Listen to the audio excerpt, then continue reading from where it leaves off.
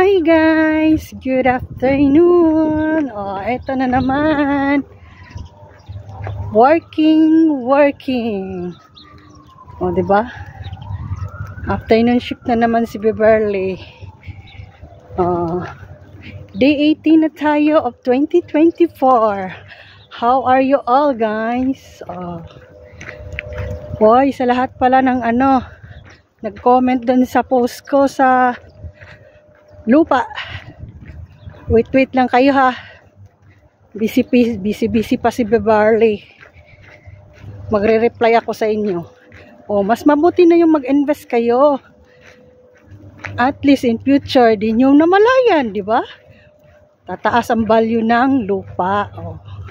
Bili na kayo, arat na. Today is Thursday.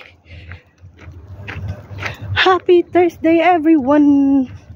God bless you all. Hirap. Sakit pa din yung paa ko. Hirap na pag magkatanda na. Pag matanda na, wala na.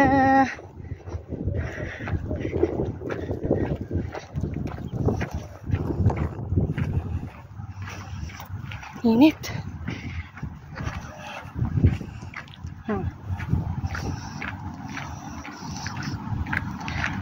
Mahangin.